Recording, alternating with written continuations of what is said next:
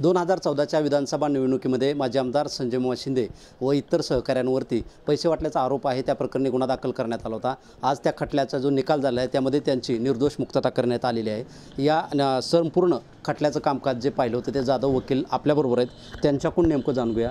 वकील साहेब, काय सांगाल? संपूर्ण हा खटला चालला, अंतिम निकाल आलेला आहे, काय आपले त्याबद्दल प्रतिक्रिया आहे?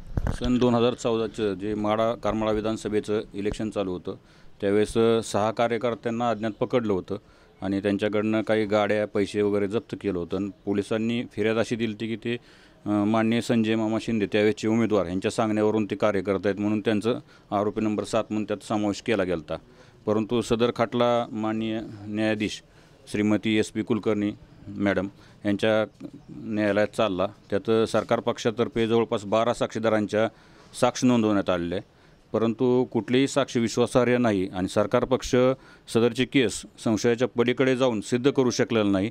त्यामुळे त्या संशयाचा फायदा आरोपांना देऊन आज माननीय न्यायाधीश श्री SP कुलकर्णी मॅडम यांनी सर्व आरोपींची निर्दोष मुक्तता केली। साधारण किती दिवस हा खटला झाला?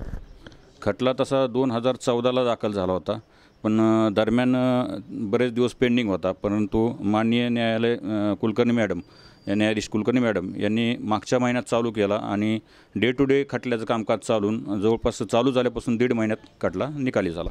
फास्ट ट्रॅक मध्ये निकाली करण्यात आला तो खटला। आपण पाहतोय की या जो आहे गुन्हा त्याचं पाठीमागच्या महिन्यापासून या महिन्यामध्ये फास्ट ट्रॅक प्रमाणे हा जो गुन्हा आहे याचं जे आहे या कोर्टामध्ये आर्ग्युमेंट झालं, त्यानंतर हा निकाल आहे तो निकाल आल्याचं जी माहिती आहे ती ॲडव्होकेट जाधव यांनी यावेळी आपल्याला बोलताना दिलेली आहे। शीतलकुमार मोठे, TV9 मराठी, करमाळा, सोलापूर।